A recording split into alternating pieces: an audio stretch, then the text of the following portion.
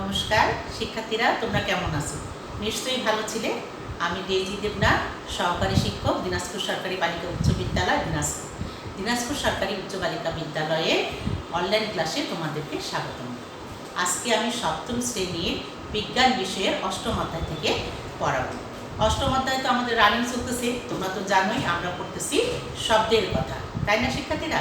তোমাদেরকে আমার ক্লাসে আবারও সবাইকে স্বাগতম। তো আমরা পড়তেছিলাম শব্দের কথা। তোমাদের নিশ্চয়ই মনে আছে শব্দ কি? শব্দ এক প্রকার শক্তি, যা আমাদেরকে কি হয়, শ্রবণে অনুভূতি জাগায়।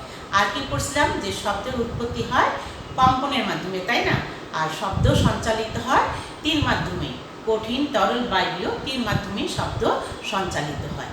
এখন আমরা শব্দের উৎপত্তি জানলাম, উৎস জানলাম যে শব্দ কম্পনের ফলে উৎপন্ন হয়। এখন আমরা জানবো যে প্রাণীরা কিভাবে শুনতে পায়।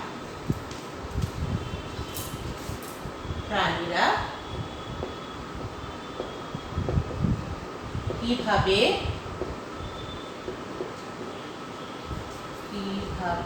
শব্দ শুনতে পায়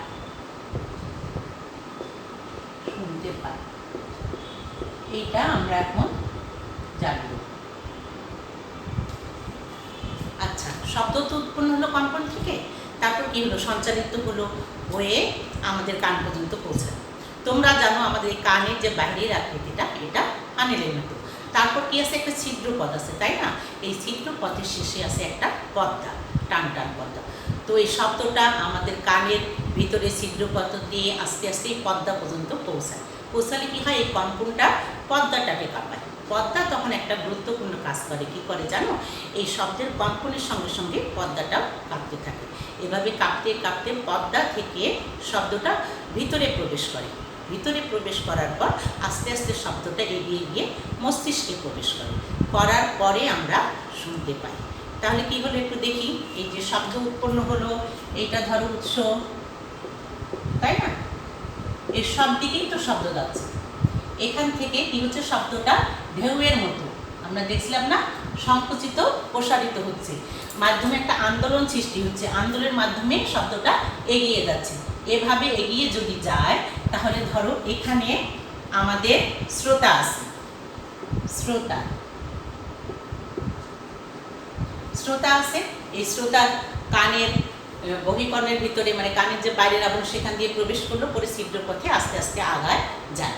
তো আমরা যদি এটা একটা প্রবাহ চিত্রের মাধ্যমে দেখি, তাহলে দেখো, এইটা ধরো আমাদের কানের বাহিরে অংশটা, এরকম তো ফানেল আকৃতির, এই দিক দিয়ে শব্দটা এসে ঢুকলো। এই যে ছিদ্রপথ, এই ছিদ্রপথ কি করলো, এই ছিদ্রপথে শব্দটা,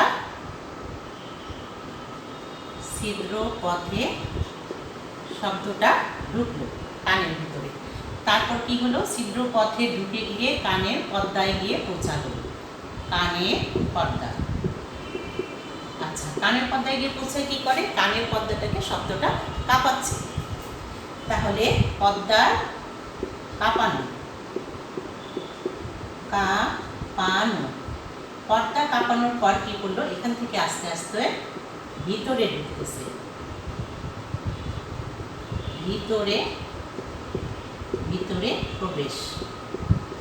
ভিতরে প্রবেশ করার পর সেটা কি যাচ্ছে আমাদের মস্তিষ্কে প্রবেশ করলো। এরপরে আমরা শব্দটা শুনতে পাচ্ছি। তাহলে শিক্ষার্থীরা কি হলো, উৎস থেকে এই যে ফানেল আকৃতির যে কান, এই দিক দিয়ে শব্দটা আসলো, এসে এই ছিদ্র পথে ঢুকলো, ঢুকে গিয়ে ভিতরে যে কানের পর্দা আছে, এই পর্দাটাকে কাঁপাচ্ছে। পর্দা কাঁপালো, আর এই কানের পর্দার এই গুরুত্বপূর্ণ কাজটাই হচ্ছে শব্দের কম্পনটাটা পর্দাটাকে কাঁপাবে। এইভাবে আস্তে আস্তে ভিতরে প্রবেশ করবে। ভিতরে প্রবেশ করার পর আমাদের মস্তিষ্কে গিয়ে যাবে। এখন মস্তিষ্কে গিয়ে কিভাবে কাঁপায়, এই জন্য একটা পরীক্ষা আছে।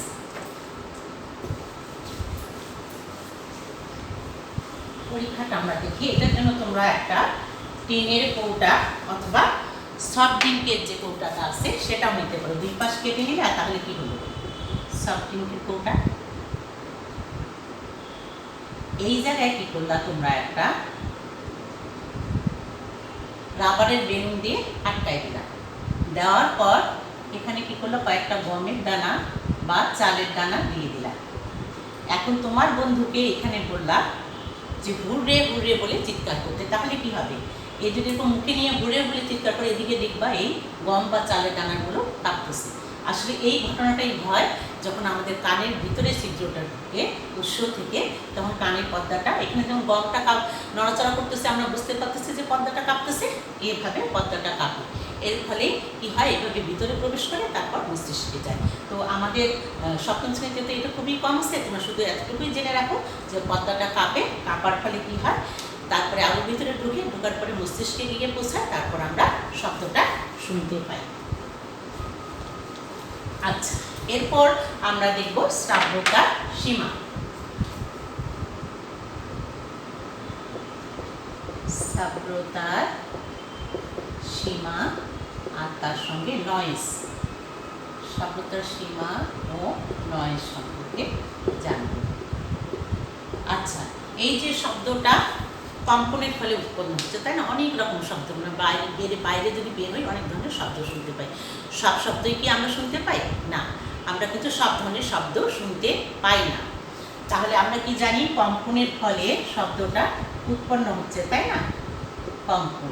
এই কম্পনটা যদি 20 বারের কম হয় তাহলে কিন্তু আমরা শুনতে পাই না। 20 বারের কম আমরা শুনতে পাই না, এই শব্দটাকে বলা হয় শ্রুতি পূর্ব শব্দ। তাহলে এটা হলো সেকেন্ডের হিসাব। 1 সেকেন্ডে উৎস থেকে যে শব্দটা উৎপন্ন হচ্ছে তার কম্পনটা যদি 20 বারের কম হয় তাহলে আমরা শুনতে পাবো। এই শব্দটাকে বলতেছি আমরা শ্রুতি পূর্ব শব্দ। এখন দেখো, কম্পনটা যদি 20,000 বারের বেশি হয়, 20,000 বারের বেশি হয়, এই শব্দটাও কিন্তু আমরা শুনতে পাবো না। এইটাকে বলা হয় শ্রুতি উক্ত শব্দ, শ্রুতি উক্ত শব্দ। তাহলে কি দেখলাম, 20 বার, 1 সেকেন্ডে যদি 20 বারের কম কাঁপে অথবা 20,000 বারের বেশি কাঁপে, তাহলে এই দুই ধরনের শব্দই কিন্তু আমরা শুনতে পাই না। তাহলে দেখো, এখান থেকে কিন্তু আমাদের শ্রাব্যতার সীমা পাওয়া যাচ্ছে। শ্রাব্যতার সীমা হলো 20 থেকে 20,000 বারের মধ্যে হবে, তাহলে আমরা শুনতে পাবো। এইটার নাম হলো শ্রাব্য শব্দ, অর্থাৎ যে শব্দটা আমরা শুনতে পাচ্ছি। তাহলে শ্রাব্যতার সীমা কি হবে, দেখো, এতটুকু হবে আমাদের শ্রাব্যতার সীমা, অর্থাৎ 20,000 বারের বেশি হবে, 20 বারের বেশি হবে, 20,000 বারের কম হবে 1 সেকেন্ডে, তাহলে আমরা সেই শব্দটা শুনতে পাবো। এইটা হলো আমাদের শ্রাব্যতার সীমা। তাহলে আমরা কি দেখলাম, যে ধরনের শব্দগুলো উৎপন্ন হচ্ছে আমরা কিন্তু সব শব্দ শুনতে পাচ্ছি না। যদি 20 বারের কম হয়, এটাকে বলতেছে শ্রুতিপূর্ব শব্দ, অর্থাৎ আমাদের কানে আসার আগে এটা মিলাই যাচ্ছে। আর 20,000 বারের বেশি যে শব্দটা হয় শ্রুতিযুক্ত শব্দ, সেটা হলো কি আমাদের কান গ্রহণই করতে পারতেছে না। তাহলে আমাদের শ্রাব্য শব্দ হচ্ছে 20,000 বা 20 বারের কম্পাঙ্ক বেশি এবং 20,000 বারের চেয়ে কম হবে, এই সীমার মধ্যে যে শব্দটা সেটা আমরা শুনতে পাবো। এই জন্য এটাকে বলা হয় শ্রাব্যতার সীমা। কিন্তু আমরা শুনতে না পেলেও কুকুরের শ্রবণ শক্তি কিন্তু অনেক বেশি, সে কিন্তু 20,000 বারের বেশি শব্দও শুনতে পায়। পুলিশরা এক ধরনের হুইসেল ব্যবহার করে, যেটা এই ধরনের শ্রুতিযুক্ত শব্দ তৈরি করে, সেটা কুকুররা শুনতে পায়, আমরা মানুষরা কিন্তু শুনতে পাই না। আবার চিকিৎসা ক্ষেত্রে যে আল্ট্রাসোনোগ্রাম বা আল্ট্রাসোনোগ্রাফি আমরা শুনে থাকি না, সেখানে কিন্তু এই উচ্চ কম্পাঙ্কের শব্দ ব্যবহার করে এটাকে চিকিৎসা ক্ষেত্রে ব্যবহার করা হয়, আল্ট্রাসোনোগ্রাফি করা হয়। আচ্ছা, এতক্ষণ তো কথা বললাম যে 1 সেকেন্ডে আসলে শব্দ যতবার কম্পন দেয় সেটাকে বলা হচ্ছে কম্পন। সব কিছুরই একটা একক আছে, তাই না, যেমন সময়ের একক সেকেন্ড, তাহলে এই কম্পাঙ্ক মাপারও একক আছে, সেটাকে বলা হয় হার্টস। অর্থাৎ 1 সেকেন্ডে যতটা কম্পাঙ্ক দেয় সেটাকে বলা হচ্ছে 1 হার্টস। তাহলে 20 হার্টস বারের কম হলে শ্রুতিপূর্ব শব্দ, 20,000 হার্টস বারের বেশি যদি শব্দ হয় শ্রুতিযুক্ত শব্দ, আর আমাদের 20 থেকে 20,000 হার্টসের মধ্যে শব্দ উৎপন্ন হয় সেটা শ্রাব্য শব্দ। এটাই হচ্ছে আমাদের শ্রাব্যতার সীমা। ঠিক আছে, এখন আমরা এখানে আরেকটা দিছিলাম হেডিং আমাদের নয়েজ। তাহলে দেখি নয়েজটা কি। আমরা নয়েজটা কিন্তু একটুখানি আগেই করে রাখলাম, তাই না? যে অতিরিক্ত শব্দ, বিরক্তিকর শব্দ, রিক্সার শব্দ, তাই না, এগুলাকে বলা হচ্ছে আমাদের নয়েজ। নয়েজ। আচ্ছা, নয়েজের মধ্যে আমরা কি কি দেখি? আচ্ছা, শব্দ তো দুই ধরনের হয়, তাই না? আমরা এর আগে পড়ছি না, সুরহীন আর সুরেলা এবং সুরহীন। আচ্ছা, সুরযুক্ত যেগুলো শব্দ, সুরেলা শব্দ, সেগুলো কি করে আমাদের শুনতে ভালো লাগে না? শুনতে তো ভালো লাগে। আর সুরহীন যেগুলো শব্দ, যেমন রিক্সার শব্দ, তারপর সাইকেলের শব্দ, মোটর গাড়ির শব্দ, উচ্চ শব্দের রেডিও, টেলিভিশন শব্দ, এগুলো আমাদের শুনতে ভালো লাগে না। এটাকে বলা হচ্ছে আমাদের নয়েজ। আচ্ছা, এই নয়েজটাই কি হচ্ছে, সব কিছু যেমন দূষণ থাকে, এই নয়েজটাই কিন্তু শব্দ দূষণ। আমরা পড়ি না? তাহলে আমরা এখন এখান থেকে চলে গেলাম। ও আচ্ছা, আরেকটা শব্দ আমি এখন মিস করে যাচ্ছিলাম, সুশ্রাব্য শব্দ। হ্যাঁ, সুশ্রাব্য শব্দ। সুশ্রাব্য শব্দ এইটা কোন ধরনের সুন্দর? তুমি রাস্তা দেখতে যাচ্ছ, পাশের বাসা থেকে গান বাজতেছে, শুনতে ভালো লাগে না? হারমোনিয়াম বাজতেছে, শুনতে ভালো লাগে, লাগে তো? এগুলাকে বলা হচ্ছে সুশ্রাব্য শব্দ। এগুলো একটা নির্দিষ্ট নিয়ম মেনে, ঠিক আছে? যেমন গানের শব্দ, হারমোনিয়ামের শব্দ, তারপর গিটারের শব্দ, তানপুরার শব্দ, তবলার শব্দ, এগুলা একটা নির্দিষ্ট কম্পাঙ্ক মেনে সুষম গতিতে নিয়ম মেনে হয় দেখে এই শব্দটা শুনতে সুরেলা লাগে, আমাদেরকে ভালো লাগে, তাই না? আর এর বিপরীতে উচ্চ স্বরে চিৎকার, বাসের হর্ন, ট্রাকের হর্ন, এগুলো কী করে? অতিরিক্ত শব্দ না, আমাদের বিরক্ত করে, সেগুলোকে বলা হচ্ছে নয়েজ। আচ্ছা, এখন আমরা আসবো শব্দ দূষণ। আমরা তো অনেক ধরনের দূষণ করছি, তাই না? পানি দূষণ, বায়ু দূষণ, এখন আমরা করব শব্দ দূষণ। পানিতে যা যা থাকার দরকার তার বাইরেও যখন অন্য কিছু থাকে, তখন সেটাকে আমরা বলতেছি কি? দূষণ, তাই না? ঠিক একইভাবে বায়ুতে যেসব উপাদান থাকার দরকার তার চেয়ে তার বাইরেও যখন আরও অনেক কিছু থাকে, তখন সেটাকে আমরা বলি বায়ু দূষণ। ঠিক একইভাবে পরিবেশে যে পরিমাণ শব্দ থাকার দরকার তার চেয়ে বেশি বা অবাঞ্ছিত বা অতিরিক্ত যে শব্দ, সেটাকেই বলা হচ্ছে কিন্তু শব্দ দূষণ। তাহলে শব্দ দূষণের ক্ষেত্রে আর কি দেখি আমরা কারণগুলো কি দেখব? শব্দ দূষণের কারণ, শব্দ দূষণের কারণগুলোর মধ্যে কি কি আছে? উচ্চ স্বরে হর্ন বাজানো, হর্ন বাজানো, বিস্ফোরণের শব্দ, বিস্ফোরণের শব্দ, এটা হতে পারে বোমা, পটকা, তাই না? এগুলার শব্দ। তারপরে radio, radio, television, television, mic, এগুলো যদি উচ্চ স্বরে বাজানো হয়, তারপর কি ট্রাক, ট্রাকের এগুলোর শব্দ, এই কারণগুলোতে কিন্তু শব্দ দূষণ হয়। তাহলে সাইকেল, রিক্সার টুংটাং যদি জোরে বেল বাজায়, তাই না? বিস্ফোরণ হয়, রেডিও, টেলিভিশন, মাইক উচ্চস্বরে বাজানো হয়, উচ্চস্বরে যদি কথা বলে, তারপর কি এই শব্দগুলো আমাদের বিরক্তি না? যদি চক দিয়ে যদি আমরা ডাস্ট বোর্ডে লিখি, ব্ল্যাকবোর্ডে যে কিস কিস শব্দটা হয়, সেটাও কিন্তু আমাদের বিরক্তির কারণ হয়। এই হর্ন বাজানো, বিস্ফোরণ, রেডিও, টেলিভিশন, মাইকের শব্দ, এই কারণগুলোর জন্যই কিন্তু হয় শব্দ দূষণ। এখন আমরা দেখি শব্দ দূষণের ফলে আসলে কি কি ক্ষতি হয়। শব্দ দূষণের ফলে ক্ষতিগুলো কি হয়? শব্দ দূষণের ক্ষতি হয় জানো তো তোমরা, তাই না? তুমি যদি অতিরিক্ত শব্দের মধ্যে অনেকক্ষণ থাকো, তাহলে কি হবে? মাথা ব্যথা, রাত্রে ঘুম হবে না, বুক ধড়ফড় করবে, উচ্চ রক্তচাপ হবে, তোমার বিরক্তি লাগবে, তারপর কি হবে? দুশ্চিন্তা যুক্ত হয়ে যাবে। তাহলে ক্ষতিগুলো কি দেখি? অনিদ্রা, অর্থাৎ রাত্রে তোমার ঘুম হবে না, মাথা ব্যথা হবে, মাথা ব্যথা, উচ্চ রক্তচাপ হবে, উচ্চ রক্তচাপ, দুর্ভাবনা,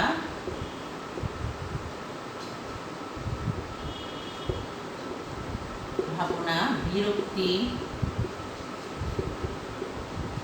এই সমস্যাগুলো দেখা যাবে। তাহলে তাহলে ক্ষতি কী হলো? অনিদ্রা, মাথা ব্যথা, উচ্চ রক্তচাপ, দুর্ভাবনা, বিরক্তি, মোট কথা তোমার ভালো লাগে না। এরপরেও তুমি যদি উচ্চ রক্ত মানে উচ্চ শব্দের কাছে অনেকদিন ধরে যদি কেউ বসবাস করে তাহলে কানে কম শুনবে, অথবা যে যেখানে কাজ করতেছে সেখানে যদি অনেক উচ্চ শব্দ থাকে আস্তে আস্তে শ্রবণ শক্তি কমে যাবে, একসময় দেখা যাবে যে সে কানেই শুনতেছে না, অর্থাৎ কানে কম শোনা, কানে কম শোনা, এগুলা হলো আমাদের ক্ষতি শব্দ দূষণের ফলে। তাহলে আমরা এই ক্ষতিগুলো দেখলাম। এখন বলতেছি যে এই ক্ষতিটা কিভাবে রোধ করব, শব্দ দূষণটা আমরা রোধ করব কিভাবে।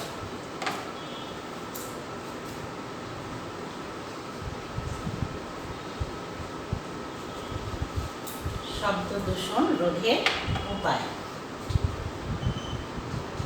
এটা হলো রোধের উপায়। রোধের উপায় কিভাবে আমরা শব্দ দূষণটা রোধ করব।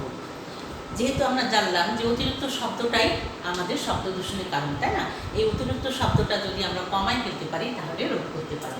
ধরো নির্দিষ্ট আবাসিক এলাকায় নয়েজ সৃষ্টিকারী যেসব জিনিস সেগুলো আমরা আবাসিক এলাকার বাইরে রাখবো। তাহলে নয়েজ সৃষ্টিকারী সকল বস্তু আবাসিক এলাকার বাইরে রাখবো বা রাখতে চেষ্টা করবো, তাই না? নয় সৃষ্টিকারী সকল বস্তুই আমরা আবাসিক এলাকার বাইরে রাখবো বা রাখার চেষ্টা করব। কল কারখানা, কল কারখানা, আবাসিক এলাকার বাইরে স্থাপন, অর্থাৎ আমাদের যে শিল্প কারখানাগুলো আছে সেগুলো আমরা আবাসিক এলাকায় না রেখে আবাসিক এলাকার বাইরে স্থাপন করব। তারপরে হর্ন বাজানো, এটা কি করব? আমরা চেষ্টা করব যে হর্নটা কম বাজানো বা কম শব্দ করে বাজানোর চেষ্টা করবে। হর্ন বাজানো সীমিত রাখার চেষ্টা করব, সীমিত রাখার চেষ্টা, ঠিক আছে? আবার বাসায় যখন রেডিও, টেলিভিশন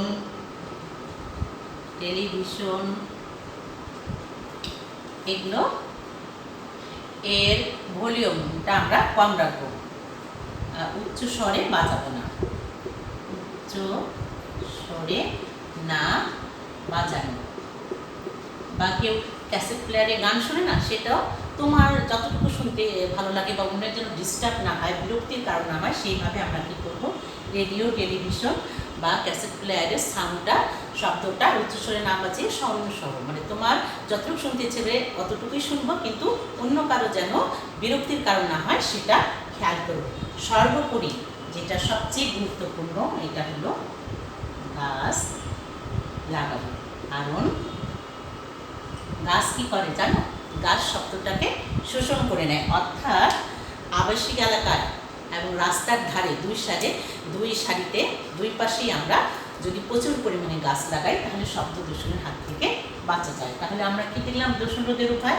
যে নয়েজ সৃষ্টিকারী যেসব বস্তু সেগুলো আমরা আবাসিক এলাকার বাইরে রাখবো, কলকারখানা আবাসিক এলাকার বাইরে স্থাপন করবো, হর্ন বাজানো সীমিত রাখার চেষ্টা করবো, রেডিও, টেলিভিশন উচ্চস্বরে না বাজাবো, আর গাছ লাগাবো, অর্থাৎ আমাদের আবাসিক এলাকায় এবং কোথায় রাস্তার দুই পাশে পতিত জমি যেগুলো আছে সেগুলোতে আমরা গাছ লাগাবো। তাহলে কি হবে? শব্দ দূষণটাকে আমরা রোধ করতে পারব।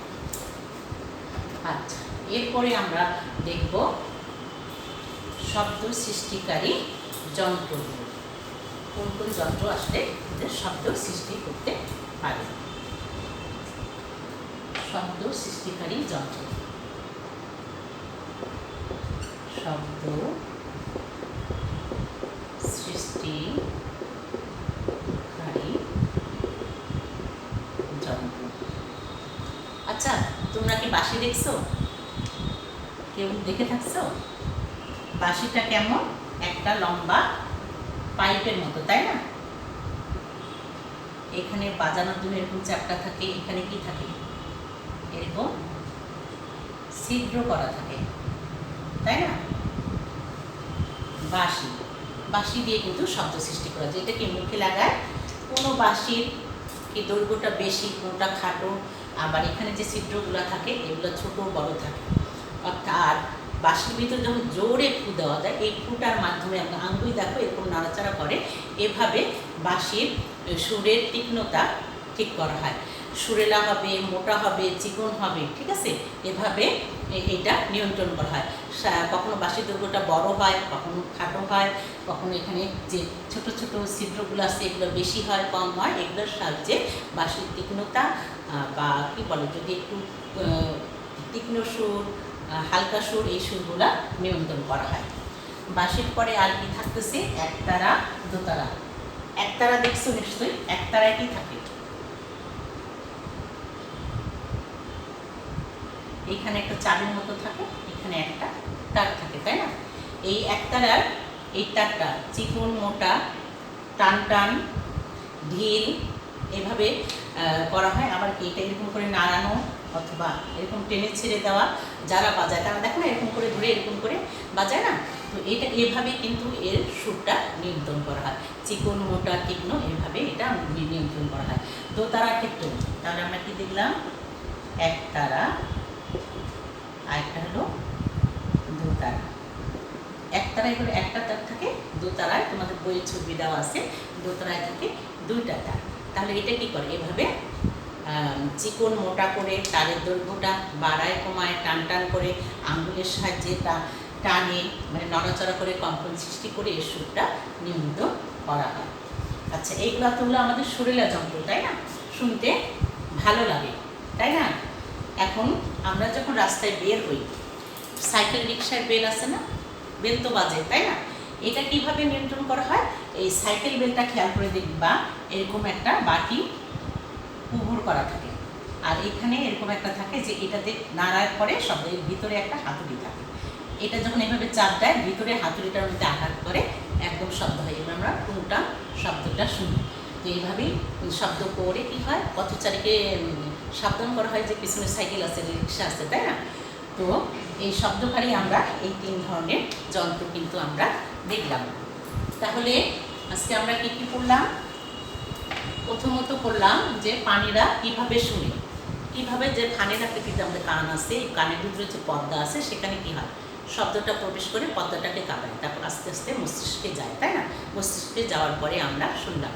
তারপরে কি শিখলাম? শ্রাব্যতার সীমা ও নয়েজ। এখানে কি দেখলাম? 20 হার্টজের যে শব্দগুলো 1 সেকেন্ডে যে 20 বার কম্পন হয়, সেই শব্দগুলো আমরা শুনতে পাই না, সেগুলোকে বলা হচ্ছে শ্রুতি পূর্ব শব্দ। আর শ্রুতি উত্তর শব্দকে দেখলাম 20,000 হার্টজ যে শব্দগুলো বা তার বেশি, সেগুলোকে হচ্ছে শ্রুতি উত্তর শব্দ, এগুলো আমরা শুনতে পাই না। আর শ্রাব্য তার সীমা কি দেখলাম? 20 বার থেকে 20,000 বারের মধ্যে যে শব্দগুলো সেগুলো আমরা শুনতে পাই, সেটাই হচ্ছে আমাদের শ্রাব্যতার সীমা। আর এই শব্দগুলো বলা হচ্ছে শ্রাব্য শব্দ। আর আমরা কি বললাম যে কুকুর উচ্চ শব্দ শুনতে পায়, পুলিশগুলো যে হুইসেলটা ব্যবহার করে সেটা হলো এই শ্রুতি উত্তর শব্দ। আল্ট্রাসোনোগ্রাফিতে এই শ্রুতি উত্তর শব্দ ব্যবহার করা হয়। তারপর দেখলাম নয়েজ, সুরেলা শব্দ। সুরেলা শব্দ কী হয়? একটা সুষম নিয়ম তান্ত্রিকভাবে কম্পন হয়, সুষম কম্পন হয়, যেটা আমাদের শুনতে ভালো লাগে, সেগুলো বলতেছি আমরা সুরেলা শব্দ। আর নয়েজ কি? বিরক্তিকর শব্দ, তাই না? যে শব্দগুলো আমাদের শুনতে ভালো লাগে না সেগুলো বললাম নয়েজ। আর নয়েজের পর কি দেখলাম? শব্দ দূষণ। শব্দ দূষণ কি? পরিবেশে যে পরিমাণ শব্দ থাকার দরকার তার চেয়ে অতিরিক্ত শব্দ, যে শব্দগুলো অবাঞ্ছিত বা অতিরিক্ত আমাদের শুনতে বিরক্তি লাগে সেটাকে বলতেছি, তখন আমরা বলতেছি শব্দ দূষণ। তারপর দেখলাম শব্দ দূষণের কারণ কি? বিস্ফোরণের শব্দ, অতিরিক্ত শব্দ, সাইকেল রিক্সার শব্দ, রেডিও স্টেশনের উচ্চ শব্দ, এগুলো হলো কারণ। আর ক্ষতি কী হয়? আমাদের মাথা ব্যথা, অনিদ্রা, দুর্ভাবনা, উচ্চ রক্তচাপ, অতিরিক্ত শব্দে ক্রমাগত থাকতে গেলে কানে কম শোনা। এই রোধের উপায় কী দেখলাম? আমরা আবাসিক এলাকার বাইরে নয় সৃষ্টিকারী সব কিছু নিয়ে যেতে হবে, কলকারখানাগুলো আবাসিক এলাকার বাইরে স্থাপন করতে হবে, তাই না? তারপর আর কি দেখলাম? রেডিও টেলিভিশন এগুলো উচ্চস্বরে শোনা যাবে না, হর্ন সীমিত আকারে বাজাতে হবে। সর্বোপরি গাছ লাগাতে হবে, কারণ গাছ আমরা কোথায় লাগাবো? আবাসিক এলাকার আশেপাশে এবং রাস্তার দুপাশে, অথবা কলকারখানা যেখানে থাকে তার পাশেও লাগাতে পারি। তাহলে কী হবে? শব্দ দূষণটা কম হবে। আরেকটা বলতে আমি তখন ভুলে গেছিলাম যে ইঞ্জিন, যেমন বিমানের ইঞ্জিন, রেলের ইঞ্জিন, ট্রাকের ইঞ্জিন বা কলকারখানার যদি আমরা সাইলেন্সার লাগাই, সাইলেন্সার কী করে? উচ্চ শব্দটাকে বাইরে বের হতে দেয় না। তাহলে কিন্তু আমরা অনেকখানি শব্দ দূষণ রোধ করতে পারি। তারপরে দেখলাম শব্দ সৃষ্টিকারী যন্ত্র। শব্দ সৃষ্টিকারী যন্ত্রের মধ্যে আমরা আবার দুই ধরনের দেখলাম না? একটা হলো সুরেলা যন্ত্র, তার মধ্যে দেখলাম বাঁশি, সেতার, একতারা, দোতারা। তো বাঁশি, একতারা, দোতারা আমরা আলোচনা করলাম। আর আলোচনা কী করলাম? বেসুরের যে শব্দটা, সেটা হলো সাইকেলের বেল বা রিক্সার বেল, তাই না? এটা আমরা আলোচনা করলাম।